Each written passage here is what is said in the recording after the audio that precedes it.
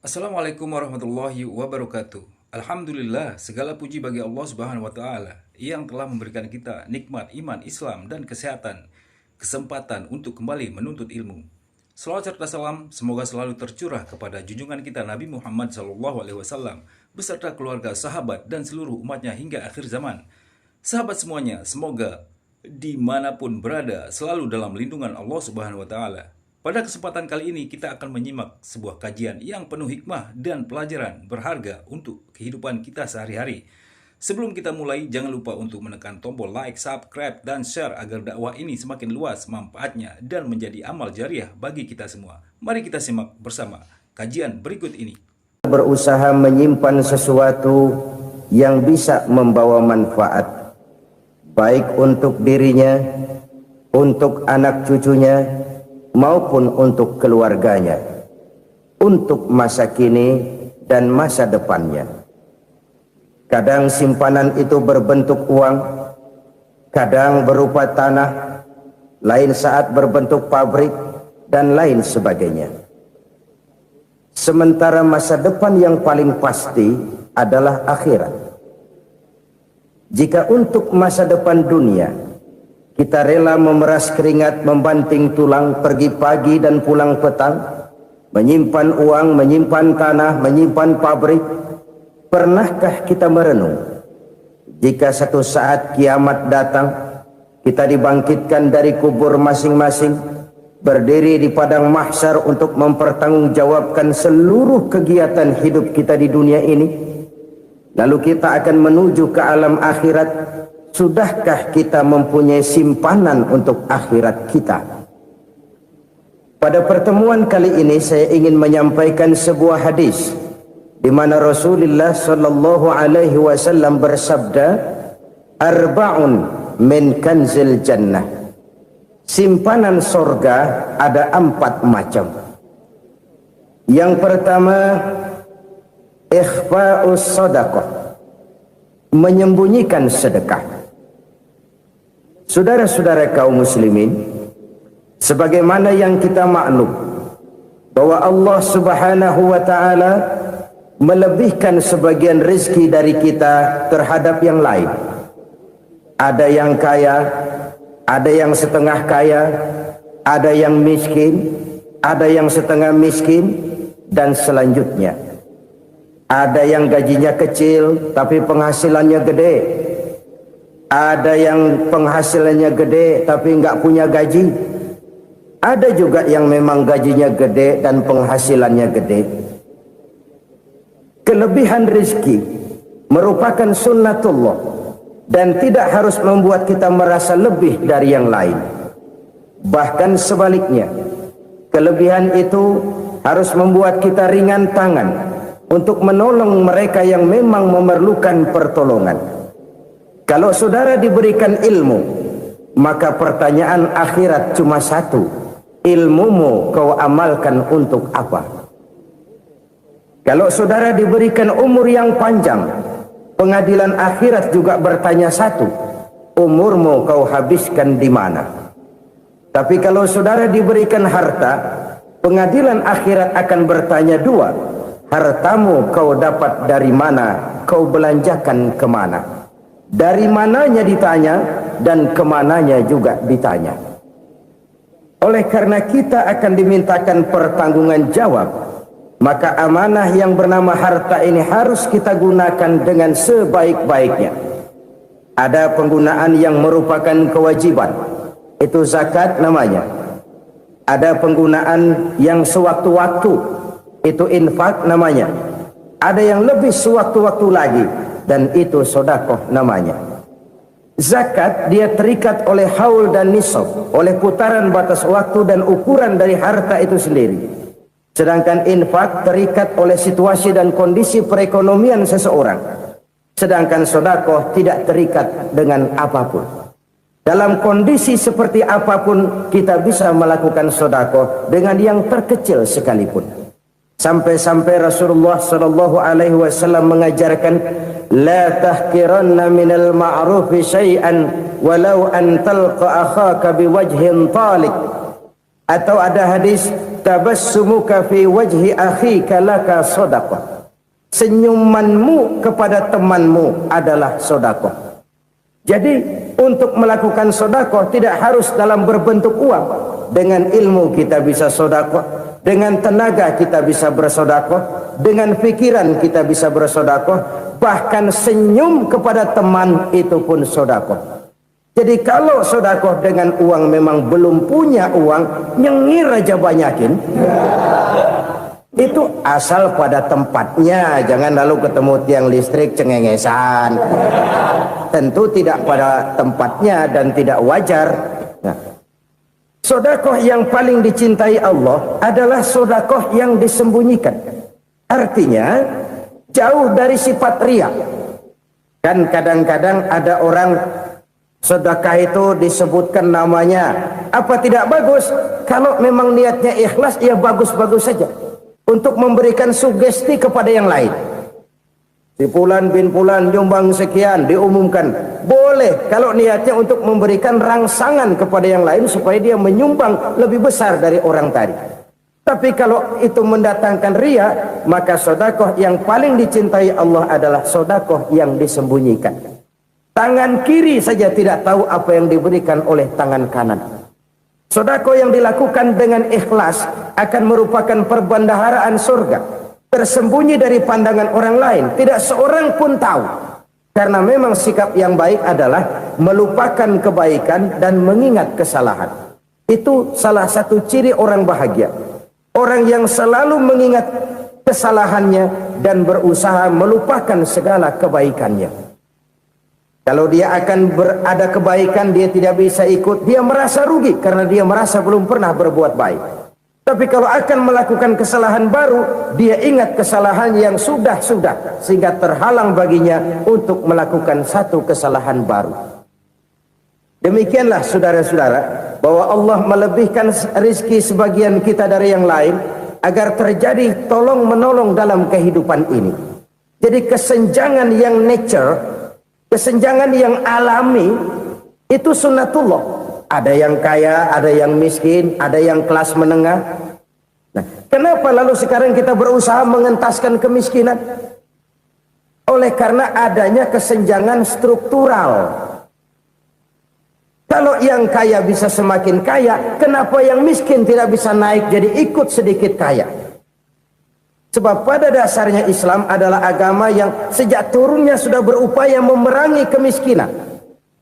Bahkan dikatakan kemiskinan itu mendekatkan kepada kekufuran. Orang kalau miskin udah dekat banget sama kafir. Gampang menjadi kafir. Berapa banyak saudara-saudara kita yang oleh karena soal perut, oleh karena soal materi, terpaksa meninggalkan dan menanggalkan akidahnya. Menjual petunjuk yang diberikan Allah dengan kesenangan dunia yang cuma sebentar ini. Na'udzubillah, thumma na'udzubillah. Jadi makin kita sembunyikan satu sedekah, semakin banyak perbendaharaan kita di surga. Sedekah yang paling dicintai Allah adalah sedekah yang disembunyikan. Malahan ada seorang sufi, dia punya kebiasaan kalau pergi sholat Jumat, dia bawa uang, itu uang dia taruh di bawah tikar masjid. Dia niat sedekah kepada siapa saja yang nemuin itu duit. Maksudnya apa? Supaya yang nemuin nggak tahu siapa yang punya duit. Demikian dia saking ingin menyembunyikan sedekahnya. Karena sifat riya itu bisa memakan amal kita sendiri. Riya itu termasuk menyebut-nyebut kebaikan kita. Orang yang suka nepuk dada, sedikit-sedikit ngitungnya kalau enggak gua. Tuh kalau enggak gua tuh. Tuh yang belas itu kalau enggak gua, kalau enggak gua. Iya kalau enggak lu kenapa emang? Orang yang suka menepuk jasad. Tuh biasanya memang begitu saudara-saudara. Kalau perang lagi berkecamuk, orang enggak sempat ngaku jadi pahlawan. Tapi begitu perang selesai, yang kagak kenal bedil ngaku pahlawan, mas. Itu sesuatu yang biasa. Oleh karenanya, orang-orang yang ikhlas dalam bersedekah, disembunyikannya sedekah itu Allah cinta betul. Malahan ada hadis memberikan jaminan, inna sadaqatal mar'il muslimi tazidu fil umri wa tadfa'u mitatas su'i. Sesungguhnya sedekahnya seorang mukmin tazidu fil umri, bisa menambah umur panjang, wa tadfa'u mitatas su'i, dan menyelamatkan manusia dari mati secara su'ul khatimah. Jadi siapa yang kepengen panjang umur, banyaklah sedekah. Yang bosan hidup, pelit terus. Sedekah menambah panjang umur dan menyelamatkan manusia dari mati secara su'ul khatimah. Pak, katanya umur itu nggak bisa ditambah, nggak bisa dikurangin. Kapan? Kalau ajal sudah datang. Fa idza jaa ajaluhum la yastakhiruna sa'atan wa la yastakdimun. Kalau ajal datang tidak bisa dimajukan, tidak bisa dimundurkan. Itu kalau ajal sudah datang. Tidak bisa lagi umur ditambah dikurangi, sudah datang. Tapi kalau belum datang, itu kan haknya Allah. Mau ditambah, mau dikurangi, hak prerogatif Allah. Sebagai pencipta manusia, Allah maha kuasa dan maha mampu. Sedekah ini menambah panjang umur dan menyelamatkan manusia dari mati secara su'ul khatimah. Itu orang mati kan sama ya, kondisinya mati, nggak nafas. Tapi hakikat mati kan lain-lain. Ada yang mati itu husnul khatimah, baik akhirnya. Misalnya lagi ngaji mati, lagi sholat mati, lagi sedekah mati. Ini yang dinamakan dengan husnul khatimah, baik di akhirnya. Sebaliknya ada yang su'ul khatimah, jelek di akhirnya. Ini yang jadi catatan akhir. Lagi nyekek botol, mampus. Lagi banting kartu, modar. Su'ul khatimah, jelek pada akhirnya. Sedekah menyelamatkan manusia dari mati secara su'ul khatimah. Dan kita semua kepengen mendapat husnul khatimah, jauh dari su'ul khatimah. Oleh sebab itu yang bisa menyelamatkan kita dari penyakit itu antara lain adalah sedekah yang disembunyikan, yang dikerjakan dengan ikhlas karena Allah. Tidak karena kepengen dipuji orang, tidak karena ingin dikatakan orang pemurah, sebab orang dermawan itu orang yang memberi tanpa harus diminta. Kalau masih harus diminta, ya belum dermawan namanya, masih harus diminta. Kalau nggak diminta ya tulus, lolos, polos. Saudara-saudara kaum muslimin rahimakumullah. Harta adalah amanat dan akan kita pertanggungjawabkan. Allah melebihkan rizki sebagian kita dari yang lain agar kita saling tolong menolong, bantu membantu. Nabi janjikan siapa yang meringankan beban saudaranya muslim di dunia, Allah akan meringankan bebannya di akhirat nanti. Sebuah jaminan dari baginda Nabi. Si orang yang kita bantu barangkali tidak bisa membalas, Allah yang akan membalas lewat jalan lain yang tidak pernah kita sangka-sangka. Ada orang tanya, Pak, ini ada orang nyumbang masjid sambil marah-marah, bagaimana? Saya bilang sumbangannya aja ambil, marahnya jangan. Marahnya jangan diambil, itu urusan dia. Saudara-saudara kaum muslimin rahimakumullah. Umat Islam ini kan umat yang punya potensi besar. Kadang kita merenung, kenapa kadang-kadang pembangunan masjid kok lambat sekali? Kalau hotel hari ini peletakan pertama, bulan depan peresmian. Supermarket hari ini peletakan batu pertama, minggu depan peresmian. Tapi kalau sudah yang namanya masjid, kadang-kadang peletakan batu pertama sekaligus jadi batu terakhir. 3 tahun, 4 tahun, campur nebar jalak di jalanan. Duit dijaring kayak ikan sepat. Apa tidak ada orang Islam yang kaya? Banyak. Apa tidak ada pengusaha muslim yang jadi konglomerat? Ada. Lalu yang belum banyak itu yang komit terhadap nilai-nilai agamanya. Akhirnya kita jatuh jadi umat yang lemah. Belum ada pengusaha konglomerat muslim buka pabrik supermi cap bedug misalnya umpamanya atau pabrik kecap cap sorban supaya identitas keislamannya sedikit kelihatan. Kita jatuh jadi umat yang lemah karena potensi tidak terinventarisir dengan baik. Kita ini ibarat kompor yang cuma matengin nasi orang lain. Potensi kita dimanfaatkan oleh orang lain. Ukhuwah Islamiyah kita baru terbatas kepada silaturahmi. Ukhuwah di bidang ekonomi kita lemah. Ukhuwah di bidang kebudayaan kita lemah. Apalagi ukhuwah di bidang politik kita lebih rapuh lagi. Padahal ukhuwah itu adalah totalitas kehidupan manusia, menyangkut ipolexos bud, memerlukan nilai-nilai ukhuwah. Jadi oleh karena itu mari kita menyadari di dalam harta kita, walaupun kita yang cari pergi pagi pulang sore peras keringat banting tulang, di sana ada harta anak yatim, di sana ada hak masjid, di sana ada hak pesantren, di sana ada hak jihad. Berbahagialah seseorang apabila dia oleh Allah dijadikan keran. Keran itu menyimpan air, tapi tidak untuk dirinya, tapi disalurkannya kepada mereka yang memang memerlukannya. Saudara-saudara kaum muslimin rahimakumullah, ini yang pertama. Jadi perbendaharaan surga adalah menyembunyikan sedekah. Orang lain nggak tahu, kita pun nggak pernah ngitung-ngitung. Kita anggap lewat begitu saja, padahal itu deposit akhirat. Satu. Yang kedua, perbendaharaan surga itu apa? Wa kitmanul musibah, menyembunyikan kesulitan. Kadang orang takut menghadapi kesulitan, tapi makin kita merenung, hidup ini kan sebenarnya urusan. Takut sama urusan ya jangan hidup. Tandanya orang hidup itu kalau punya urusan. Urusan melupakan problem, problem sering menimbulkan kesulitan. Kesulitan bukan untuk ditakuti, tapi untuk diatasi dan dicarikan jalan keluarnya. Siapa sih orangnya yang nggak pernah sulit-sulit? Makin tinggi status sosialnya, makin gede urusannya. Makin tinggi kualitas imannya, makin berat tingkat kesulitannya. Cuma memang yang namanya enak itu seperti pelangi. Biang lala itu nggak pernah di atas kepala kita, di atas kepala orang melulu. Lo sih enak lo, kata kita. Dia juga bilang yang enak kan lo. Pelangi itu nggak pernah di atas kepala kita. Kata tukang beca, aduh enak ya naik Mercy.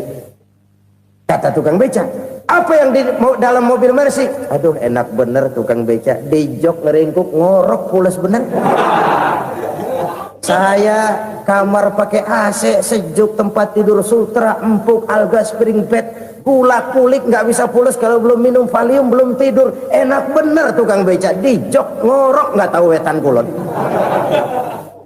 Si tukang beca bilang yang di Mercy enak, yang di Mercy bilang tukang beca enak. Inilah enak, nggak pernah di atas kepala kita, di atas kepala orang lain melulu enak itu. Nah saudara-saudara, yang merupakan perbendaharaan surga itu orang yang bisa menyembunyikan kesulitan, baik pribadi ataupun rumah tangga. Nih terutama rumah tangga yang jadi soalnya. Kadang-kadang kita ini kalau senang, sebaliknya kalau senang kita diam, kalem aja, cuek. Banyak banget duit kita bawaan, diam aja udah. Malah ketemu orang takut. Tapi begitu susah, sekampung tahu. Padahal Nabi mengajarkan perbendaharaan surga itu menyembunyikan musibah, menyembunyikan kesulitan. Kalau enak, cerita sama orang-orang. Kalau nggak enak, rasain sendiri, tekan sendiri, atasin sendiri. Kita kan sebaliknya. Senang kita diam, asal lagi susah, paling tidak kita nyari teman buat cerita kesusahan. Siapa orangnya yang nggak pernah susah? Cuma soalnya bagaimana kita mengatasi kesusahan itu sendiri. Begitu juga misalnya kalau orang sudah berumah tangga, itu orang tuanya harus menjadi tempat dia cerita yang enak-enak saja. Yang nggak enak rasain berdua, selesaikan berdua, atasin berdua. Jangan dibalik. Asal senang diam, giliran susah saja. Maknya laporan. Terbalik. Bisa menjaga security informasi. Maka nama bayam keluar diam, malah seluitan. Enak amat lo makan daging ayam. Security informasi. Saudara-saudara kaum muslimin rahimakumullah. Ujian yang terberat itu yang pernah diberikan kepada para nabi, para rasul, para aulia, para ulama. Makin tinggi keimanan, makin berat bentuk kesulitan. Ayo saya kemukakan satu contoh saja. Ada seorang nabi yang kaya, nabi kaya, namanya Nabi Ayub. Iblis kalau orang begini kan keki, ibadahnya rajin, kaya. Nah, yang kayak begini susah digodain. Kalau ibadahnya rajin, miskin, kali bisa disogok. Sini imannya mantap, ibadahnya rajin, kaya, nabi lagi. Oh, tapi namanya iblis nggak kurang akal. Laporan, Tuhan, kenapa Les? Ya ini bahasa saya, bahasa Qurannya sih nggak gitu. Itu hambamu yang namanya Ayub, dia rajin ibadah cuma karena dikasih kaya aja. Coba kasih miskin dia, berhenti dia sembahyang. Ah, kamu bisa aja. Saya tahu Ayub itu hambaku yang ikhlas. Saya buktiin Tuhan, silahkan. Dibuktiin lah, iblis turun ke alamin. Yang mula-mula dia lakukan, dia rusak sawah ladang Nabi Ayub. Dia binasakan binatang ternak Nabi Ayub. Sehingga dalam waktu singkat, jatuhlah Nabi Ayub dari orang paling kaya jadi orang paling miskin. Beliau masih ibadah di mihrab dalam masjid. Datang iblis.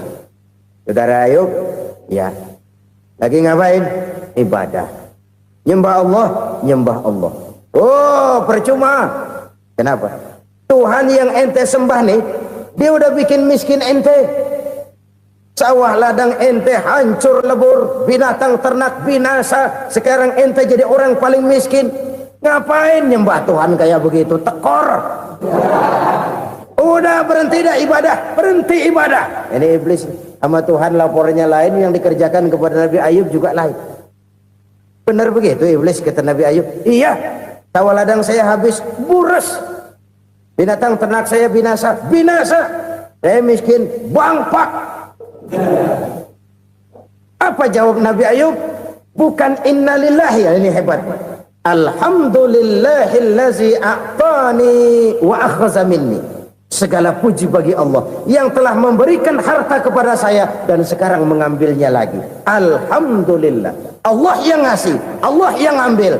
Itu mah urusan Allah. Iblis cuman ibadah jalan terus, sujud lagi Nabi Ayub. Iblis seleher gondok banget. Dasar nabi nggak mempan dia apa-apain. Miskin malah alhamdulillah. Allah yang ngasih, Allah yang ngambil. Jadi kalau kita tidak komit, kita tidak terikat kepada kaya, miskin, senang, susah, apa yang bisa bikin kita susah? Jadikan kekayaan, kemiskinan, jadikan senang, susah sebagai anak buah yang bisa kita atur. Jangan kekayaan ngatur kita, jangan kemiskinan ngatur kita. Kita yang harus mengatur mereka. Senang, susah, kaya, miskin, bahagia, sengsara, jadikan itu anak buah yang bisa kita atur. Kalau sekarang kita kaya, lain saat boleh jadi kita miskin, semiskin-miskinnya. Allah yang ngasih, Allah yang ngambil. Tenaga mana yang bisa menghalangi? Ibadah jalan terus. Iblis makin gondok. Dasar nabi loh. Akhirnya apa? Nabi Ayub dikerjain, diberikan penyakit. Demikian fatal penyakitnya. Bayangin, udah miskin sakit. Masya Allah. Miskin sakit. Sakitnya nggak lama, kira-kira 16 tahun. Istrinya 3, 2 mental minta ceraiin. Ngerawatin laki bengek begini. Senang belum tentu, susah udah pasti nih. Cerai aja, cerai dah. Cerai. Tinggal satu Siti Rahmah yang setia menemani beliau. Sesetia-setianya hati perempuan. Satu saat Siti Rahmah bilang, "Bang, iya, abang kan nabi bang. Lalu Namanya Nabi kan doanya jarang meleset bang. Maksud kamu minta kenapa sih sama Tuhan biar abang sembuh baik dah bang? Itu Rahmah. Iya. Saya sakit berapa tahun sih dah? 16 tahun bang. Sebelum ini saya sehat berapa tahun? Ya kira-kira 60 tahun bang. Nah coba ente banding-bandingin Rahmah. Saya dikasih sehat 60 tahun, dikasih sakit 16 tahun, sudah nggak sabar mau doa kepada Allah minta sembuh. Saya malu kepada Allah. Diuji dengan yang luar biasa seperti ini, tidak mengganggu stabilitas kehambaannya. Dia tetap menghamba kepada Allah Subhanahu wa ta'ala. Saudara-saudara kaum muslimin rahimakumullah. Kunci menghadapi kesulitan itu apa? Allah jelaskan dalam satu ayat, wa basyiris sabirin alladzina iza asabathum musibah qalu inna lillahi wa inna ilaihi raji'un. Gembirakan orang-orang yang sabar. Siapa mereka itu? Yang apabila mendapat musibah mereka kembali kepada keyakinan dasar, segalanya dari Allah dan segalanya akan kembali kepada Allah. Ini konsepsi dasar dari sikap muslim dalam menghadapi berbagai kesulitan. Segalanya dari Allah, segalanya akan kembali kepada Allah. Kalau ini sudah kondisi dasarnya, maka kita akan lapang menghadapi kenyataan bagaimanapun pahitnya. Apakah itu namanya miskin, apakah itu namanya sakit, bahkan maut sekalipun.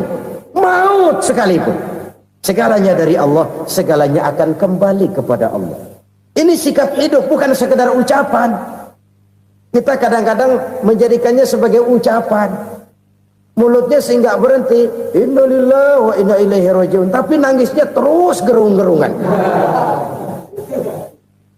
Bukan itu, ini kesadaran moral. Kalau segalanya dari Allah, segalanya kembali kepada Allah, kan sebenarnya cuma nunggu giliran.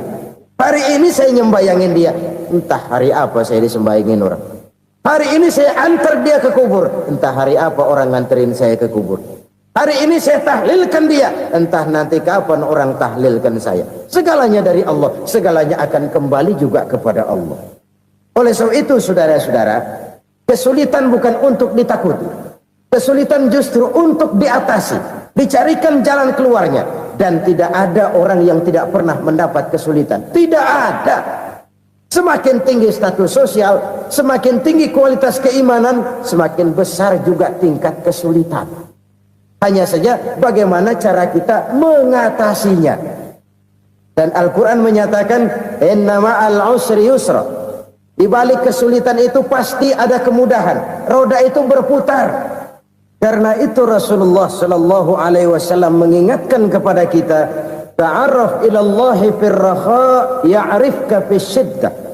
Ingatlah kepada Allah di waktu kamu senang, supaya Allah ingat kepada kamu di waktu kamu susah. Kalau waktu senang kita ingat kepada Allah, kita susah, Allah tidak akan meninggalkan kita. Tapi kalau waktu senang kita jauh dari Allah, sujud tidak sempat, dengan masjid jauh, ketika senang kita lupakan Allah. Nanti begitu kita susah, Allah lupakan kita. Dan itu menyakitkan. Oleh karena itu orang-orang tua kita dulu bilang, kalau lagi sehat ingat-ingat lu bakal sakit nanti. Kalau lagi kaya ingat-ingat satu saat kita bakal jatuh miskin. Bahkan kalau lagi muda ingat-ingat kita bakal tua. Dan yang terpenting kalau lagi hidup ingat-ingat kita bakal mati. Masya Allah, sahabat semuanya. Penjelasan yang baru saja kita dengarkan mengandung pelajaran yang sangat berharga bagi kehidupan kita. Semoga Allah membuka hati kita untuk menerima kebenaran dan mengamalkannya dalam kehidupan sehari-hari. Bagi sahabat yang baru bergabung, jangan lupa dukung channel ini dengan like, subscribe, dan aktifkan lonceng notifikasi agar tidak ketinggalan kajian-kajian Islam lainnya. Mari kita lanjutkan kembali pembahasan yang sangat menarik ini. Saudara-saudara kaum muslimin rahimakumullah. Jadi yang kedua yang merupakan perbendaharaan surga, menyembunyikan musibah. Saudara-saudara kaum muslimin rahimakumullah. Hal ketiga yang merupakan perbendaharaan surga adalah wasilaturrahmi. Orang yang suka bersilaturahmi. Sebagaimana yang kita maklum bahwa manusia adalah makhluk yang disebut zon politika. Makhluk sosial yang tidak mungkin hidup sendiri-sendiri. betapa dan siapapun kita memerlukan orang lain. Bodoh betul manusia kalau tinggal di tengah masyarakat tapi tidak mau bermasyarakat. Merasa hebat sendiri, pinter sendiri, gagah sendiri, kaya sendiri. Mungkin kalau mati juga ngubur sendiri. Jangankan kita di sini, di sorga saja Nabi Adam waktu sendirian bengong melulu, mondar mandir. Allah tegur dam sepidam. Ya ini kalau bahasa saya. Iya Tuhan, sepi ini nggak ada colek-colekan pisan ini. Diciptakan Siti Hawa baru anteng Nabi Adam. Itu di surga. Cobalah. Umpamanya saudara tinggal di Jakarta nih. Kayak bener. Apaan aja di Jakarta punya saudara dah. Jembatan Semanggi ambil. Monas, Buntel bawa pulang. Hotel-hotel ambil semua. Cuman tinggal di Jakarta sendirian, apa enaknya? Betapa dan siapapun kita perlu orang lain. Tidak ada seorang pun yang bisa memenuhi kebutuhan hidupnya secara sendiri-sendiri. Nah, Islam telah menyelamatkan manusia dari ras diskriminasi, mengikat manusia dengan persaudaraan yang berlandaskan kepada akidah. Karena itu dianjurkan bersilaturahmi. Bahkan Nabi menyatakan, man arada ayyubsata lahu fi rizqihi wa yunsa'a fi atharihi falyasil rahimah. Siapa yang kepengen diluaskan rezekinya dan dipanjangkan usianya, banyaklah ia bersilaturahmi. Siapa yang kepengen dimudahkan rezekinya, hendaknya ia banyak bersilaturahmi. Kalau banyak teman, kesulitan kan paling tidak ada tempat cerita. Udah susah sendirian, kita pikirin diri, nggak ada tempat tukar pikiran. Cepet banget sama bengek. Dilawan sendiri. Nah, secara makro kita bisa berkata, tidak mungkin ada kemenangan kalau tidak ada kekuatan. Tidak ada kekuatan kalau tidak ada kesatuan dan persatuan. Tidak mungkin ada kesatuan dan persatuan tanpa semangat silaturahmi. Kalau umat Islam mau menang, dia harus kuat. Kalau umat Islam mau kuat, dia harus bersatu. Kalau umat Islam mau bersatu, dia harus membudayakan silaturahmi ini. Bahkan sampai-sampai kata Nabi, kalau bisa cari nilai tambah. Apa? Silman qata'ak. Bersilaturahmilah kau kepada orang yang marah denganmu. Masya Allah, indahnya ajaran agama kita. Orang yang marah pun kepada kita, kata Nabi, kalau bisa bersilaturahmilah kepadanya, kepada orang yang marah itu. Di situ nilai tambah. Cuman jujur nih hadis, ngucapinnya gampang, ngamalinnya yang berat banget. Orang marah sama kita disuruh silaturahmi, ada apa malu? Lu marah, ada gua marahan lagi. Enggak pikirin. Saudara-saudara kaum muslimin rahimakumullah. Tapi ini yang diajarkan, bahkan ini yang dicontohkan oleh baginda Rasul. Bagaimana begitu mudah, misalnya satu saat Abu Jahal ini ngatur strategi bagaimana bikin Muhammad celaka. Dia gali lubang di depan tempat tidurnya. Dia tutupin daun korma. Terus dia panggil seseorang, ke sini. Kasih tahu Muhammad, pamannya sakit keras, minta ditengokin. Berangkat orang ini ke sana. Muhammad, labbaik. Pamanmu sakit keras, dia minta ditengokin. Baik, saya akan datang menjenguk beliau. Berangkatlah Nabi ke rumah Abu Jahal tanpa prasangka apapun. Abu Jahal udah pasang setil, selimut 3 rangkap setengah dipakai, persis kayak orang meriang. Tapi sembari ngintip dari balik selimut, begitu Muhammad buka pintu, nah masuk perangkap nih. Muhammad jalan menuju tempat pembaringan. Makin lama makin dekat, makin lama makin dekat, makin dekat ke lubang yang dipasang oleh Abu Jahal itu. Dalam hati Abu Jahal, terus dah jatuh, mampus dah lo ini. Mampus lo hari ini nih. Apa yang terjadi? Malaikat Jibril datang. Muhammad, pamanmu cuma pura-pura sakit. Di depan tempat tidurnya ada lubang perangkap supaya kamu jatuh ke situ. Sudah, kamu pulang. Balik kanan Nabi. Sudah hampir jatuh ke lubang, balik kanan, pulang. Bayangin kecewanya Abu Jahal. Muhammad dikit lagi, Muhammad dikit lagi. Enggak paman, saya pulang aja. Emosi, bangun dari tempat tidur, enggak sadar kalau lagi pura-pura sakit. Lompat ngejar Nabi, dia lupa dengan lubang yang dia gali. Usrak, nyemplung sendiri ke dalam lubang.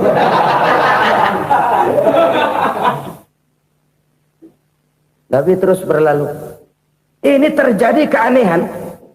Jatuh ke lubang yang dia gali itu sebenarnya nggak terlalu dalam ya, antara 3-4 meteran lah. Tolong, saya jatuh ke lubang ini.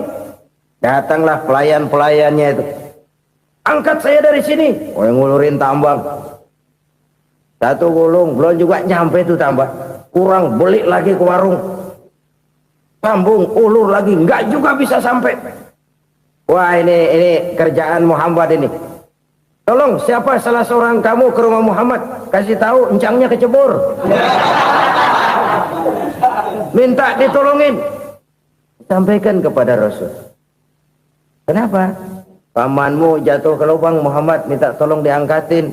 Tambang udah nyambung-nyambung nggak nyampe juga. Ya, nanti saya datang, saya tolong. Coba ini. Nyata-nyata orang berniat jahat mau mencelakakan dia. Datang dia menolong. Ini yang disebut air tuba dibalas air susu ya ini. Bukan sebaliknya. Air tuba dibalas air susu. Paman, kecebur ya? Iya Muhammad, tolong ini. Pegang tangan saya. Nabi ulurkan tangannya. Nyampe. Dipegang oleh Abu Jahal. Diangkat ke atas. Sampai atas. Apa kata Abu Jahal? Sihirmu memang hebat Muhammad. Udah ditolongin dikata sihir. Yang enak kita kemplang kan itu orang begitu. Urusan apa? Tapi inilah akhlak. Kalau bisa kamu bersilaturahmilah dengan orang yang marah kepadamu sekalipun. Orang marah kita tetap baik. So, kalau kita berbuat baik sama orang yang memang baik, rasanya sih biasa-biasa aja. Orang baik kita baik lagi, ya draw aja, belum ada nilai tambah di situ. Baru ada nilai tambah kalau kita bisa berbuat baik kepada orang yang nyakitin kita. Itu namanya kita setingkat di atas dia. Dia sakitin kita, kita berbuat baik sama dia. Dia pelit sama kita, kita baik sama dia. Dia marahin kita, kita deketin dia. Di situ kita punya nilai tambah. Jadi siapa yang ingin diluaskan rezekinya, kata Nabi, dan dipanjangkan umurnya, hendaklah ia banyak-banyak bersilaturahmi. Sederhana sebenarnya silaturahmi, tapi silaturahmi membangkitkan semangat kesatuan dan persatuan. Kesatuan dan persatuan melahirkan kekuatan. Dalam matematika 1 ditambah 1 pasti 2. Tapi di tengah masyarakat 1 orang takut ditambah 1 orang takut, hasilnya jadi 2 orang setengah berani. Kenapa setengah berani? Karena udah berdua. Tadi pan takut sendirian. Kalau dia kumpul turu-turu takut lah jadi berani. Kita yang lemah, kita yang tidak berdaya, kita yang miskin, kalau mau kompak bersatu, apa yang nggak bisa kita kerjain? Apalagi tinggal di kota besar, pilihan cuma 2. Bertahan atau minggir. Bertahan atau minggir. Untuk bisa bertahan harus mampu bersaing. Untuk mampu bersaing harus punya keahlian. Keahlian harus ditunjang dengan pendidikan, ditambah oleh kekompakan sebagai umat. Udah miskin mencar mulu, orang injek kita. Orang nggak pandang urusan apa yang malu. Oleh karena itu silaturahmi pada hakikatnya merupakan roh dari ukhuwah yang diajarkan oleh agama kita. Bagaimana Islam menyelamatkan masyarakat manusia dari ras diskriminasi, mengikat manusia, dan tidak ada persaudaraan yang lebih indah selain persaudaraan yang diikat dengan nilai-nilai akidah. Sepanjang orang di jalan Allah, itulah saudara kita. Keluar dia dari jalan Allah, selesailah persaudaraan sampai di situ.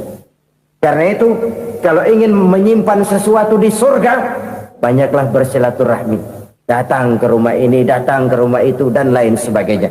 Itu simpanan kita di akhirat nanti. Ini yang ketiga. Saudara-saudara, yang keempat, perbendaharaan surga itu apa? Wa qawlu la hawla wa la quwwata illa billah. Ucapan la hawla wa la quwwata illa billah.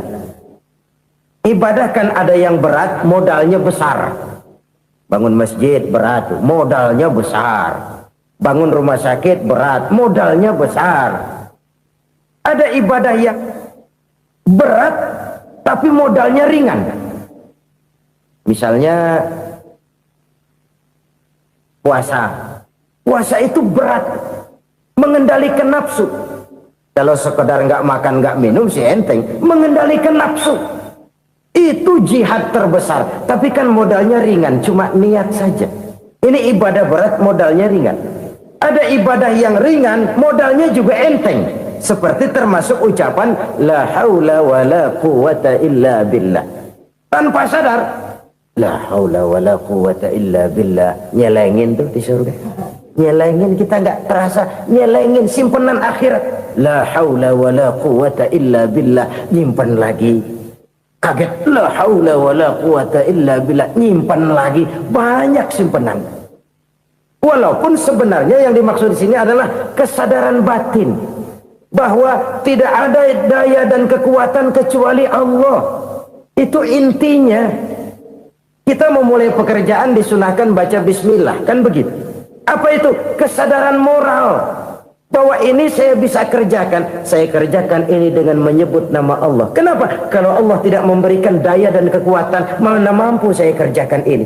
Maka saya kerjakan ini dengan menyebut nama Allah. Bismillah. Kesadaran moral. Manusia hanya wajib berusaha, tapi nggak pernah wajib berhasil. Banyak hal-hal yang kalau kita renungkan secara rasio nggak mungkin, tapi jadi kenyataan. La haula wa la quwwata illa billah. Tidak ada daya dan kekuatan kecuali bagi Allah semata-mata. Kesadaran moral akan kelemahan dan keterbatasan makhluk bernama manusia. Kadang kita kagum dengan otak, tapi kita sering lupa sama yang bikin otak. Padahal bagaimanapun hebatnya otak, yang bikin otak pasti lebih hebat dari otak. Nggak percaya, silahkan otak-otakan.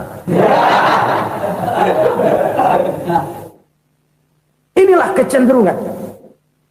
Kita kagum dengan pesawat-pesawat mutakhir, bukan main besi gede banget terbang itu. Alangkah hebatnya. Lalu apa yang bikin otak tidak lebih hebat dari itu semua?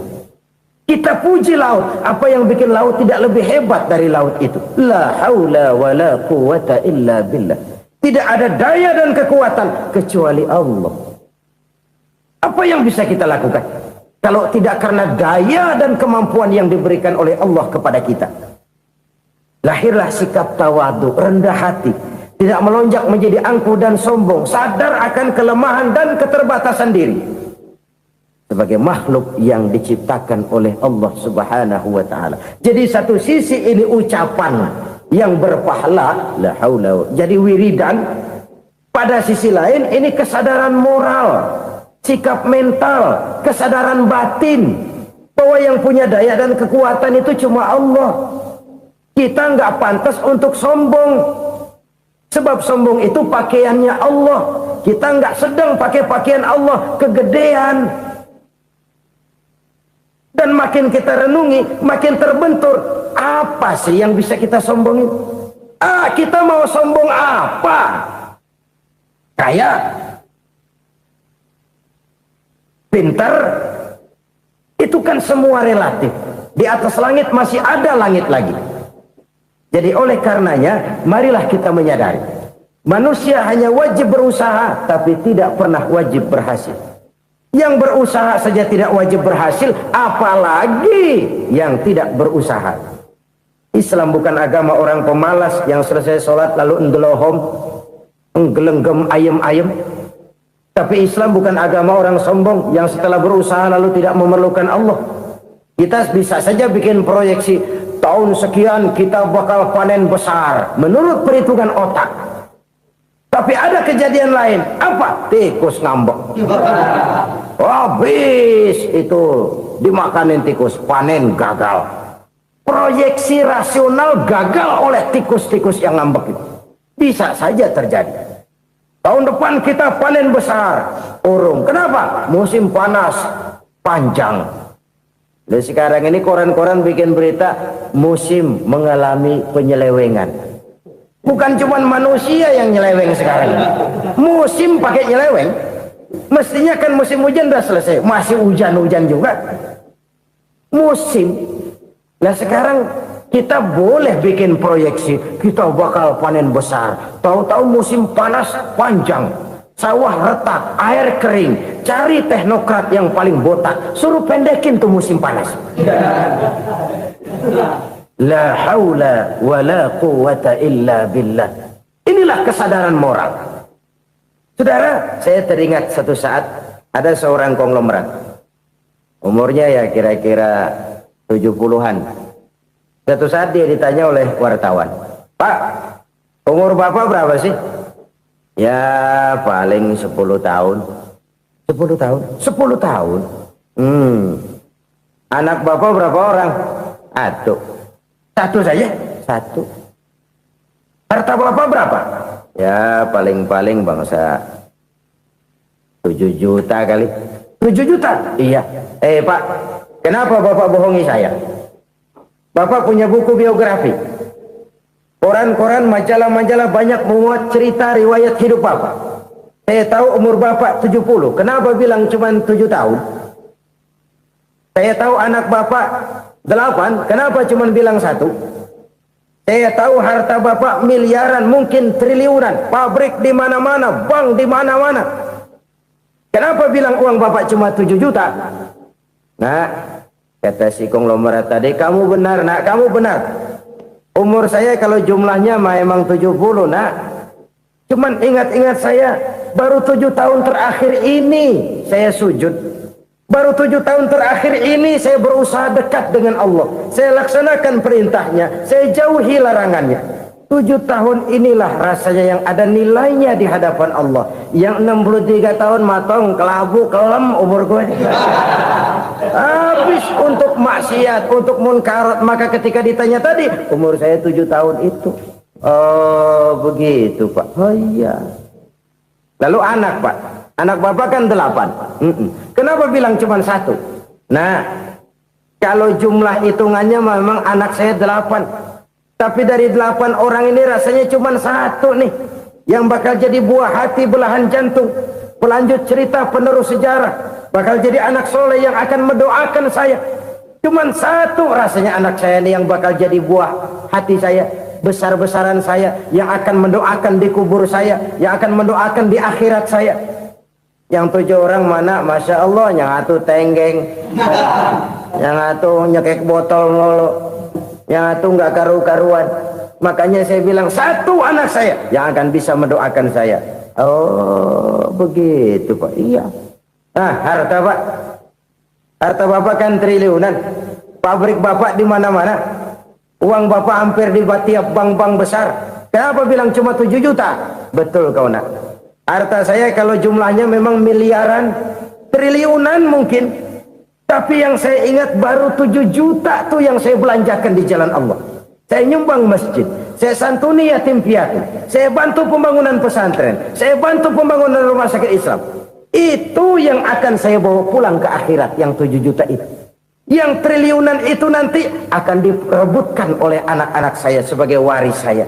Jadi harta saya 7 juta itu yang bakal nemenin saya di akhirat, yang akan saya bawa pulang jadi teman saya. Saudara-saudara kaum muslimin, jangan-jangan orang tua itu adalah kita-kita ini. Jangan-jangan kita-kita ini adalah orang tua itu. Jangan-jangan itu potret dari diri kita masing-masing. Dari sekian umur yang diberikan Allah, berapa tahun yang ada nilainya di hadapan Allah?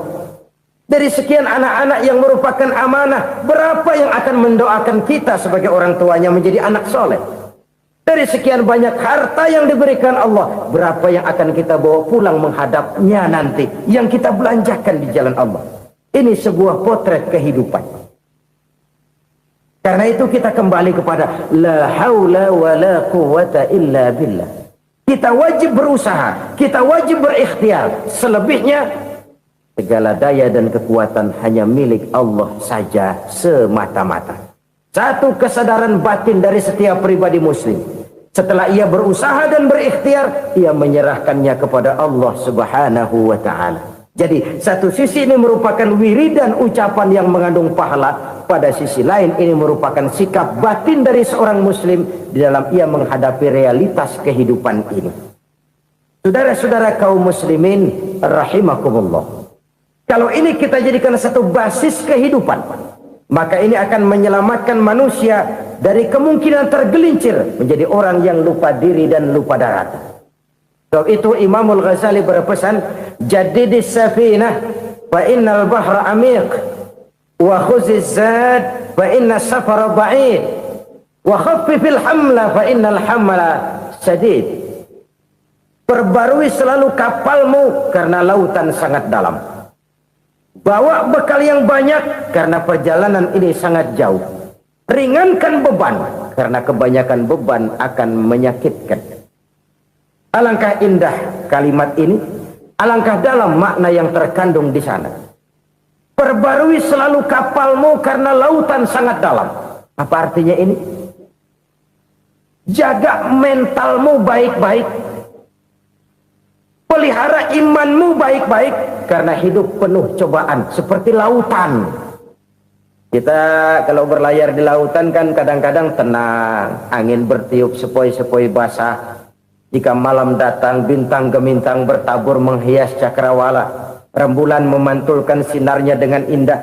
Dalam keadaan begitu berlayar enak, tapi lain saat ombak menggunung, halilintar menyambar, angin topan bertiup.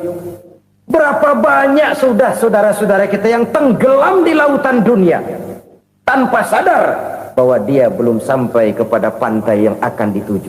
Berapa banyak sudah saudara-saudara kita yang tenggelam di lautan dunia ini tanpa sempat bangkit lagi. Dia menyangka sudah sampai kepada tujuannya. Hati-hati kapal jangan sampai bocor karena lautan sangat dalam. Iman ini jaga baik-baik karena hidup penuh dengan ujian. Wa khuziz zad fa inna safara ba'id. Bawa bekal yang banyak karena perjalanan sangat jauh. Saudara mau ke Bandung, bawa duit. Saudara mau ke Surabaya, banyakkan lagi duitnya. Saudara mau ke Mekah, gepokan, iketan tuh duit nggak lembaran lagi. Makin jauh perjalanan, makin banyak bekal yang harus kita bawa. Kalau saudara dari Jakarta mau ke Surabaya, kagak bawa duit berangkat juga, itu sih bukan berani namanya, nekat. Sampai Surabaya belum tentu, sengsara di jalan udah pasti. Kenapa? Nggak bawa bekal berangkat. Sama juga kita nih, misalnya belum sempat sembahyang, mati. Waduh, berani banget orang. Belum punya bekal, mati. Sengsara di jalan. Atau bekal tidak cukup. Dari Jakarta saudara mau ke Surabaya, bawa duit 500 perak. Paling jauh Cikampek nyampenya itu. Paling jauh itu. Antara jauhnya perjalanan dengan bekal yang saudara bawa tidak seimbang. Hidup ini perjalanan panjang. A walking tour. Dimulai dari alam arwah. Sebelum jasad diciptakan, roh diciptakan lebih dulu. Dari situ pindah ke alam rahim. Dari alam rahim pindah ke alam dunia. Dari alam dunia pindah ke alam barzah. Baru menuju akhirat. Satu perjalanan panjang. Kalau bekal tidak bawa, sengsara di jalan. Bawa bekal yang banyak karena perjalanan ini sangat jauh. Wa khaffifil hamla, ringankan beban karena beban itu cuma akan menyulitkan. Kalau bekal itu sih keperluan, tapi beban nggak kita perluin, cuma ngeberat-beratin. Apa ini beban? Dosa. Kecurangan, kebatilan, kesoliman, ketidakadilan, kesewenang-wenangan. Itu akan jadi beban kita di akhirat. Alangkah celakanya, perjalanan panjang, bekal tidak bawa, beban kelewat banyak, alamat sengsara di jalan. Pahala tidak ada, dosa berlipat ganda. Na'udzubillah, summa na'udzubillah. Kalau kita rangkum nasihat Al-Ghazali dengan kisah si konglomerat tadi, kita akan mengambil kesimpulan Pertama, bekal terbaik dalam menghadapi gejolak kehidupan ini tidak lain adalah iman. Yang kedua, pahala dan dosa. Dua hal kontroversial. Pahala adalah bekal, dosa adalah beban. Tapi kita sekarang kan tidak begitu terangsang kepada yang abstrak. Orang berlomba mencari yang konkret-konkret saja, yang real. Kalau memang dosa, benjol dong, kira-kira begitu. Kira-kira begitu. Persis orang Yahudi dulu. Orang Yahudi itu kan pernah minta kepada Nabi Musa, "Ya Musa, lan nu'mina laka hatta narallaha jahrah." Musa, kami nggak bakal mau beriman kepada Allah kalau belum kami lihat Allah ada nongkrong di depan kami. Kalau memang Tuhan ada, taruh dong di depan kami. Mau yang konkret-konkret saja. Kalau memang dosa, benjol dong. Kalau memang pahala, berasa dong. Orang terangsang kepada yang real, yang konkret-konkret saja. Karena itu, untuk mengejar dosa orang mau bayar. Tapi untuk mengejar pahala, walaupun tidak bayar, orang segan. Ini yang dikatakan oleh Nabi, kamu mengharapkan ke surga, tapi kamu berat melaksanakan sesuatu yang bisa membawa kamu ke surga. Kamu ingin jauh dari neraka, tapi tiap saat kamu lakukan perbuatan-perbuatan yang justru menjerumuskan kamu ke neraka. Idda'aitum an-najata minan nar wa ramaitum fiha anfusakum. Kamu ingin selamat dari neraka, tapi kamu lemparkan diri kamu ke neraka. Kamu ingin masuk surga, tapi berat sekali kamu melakukan perbuatan-perbuatan yang bisa menyampaikan kamu di surga. Saudara-saudara kaum muslimin rahimakumullah. Jadi hal keempat yang merupakan perbendaharaan surga adalah la haula wa la quwata illa billah. Satu sisi ini merupakan ucapan yang memperberat timbangan akhirat. Pada sisi lain ini merupakan sikap hidup seorang muslim.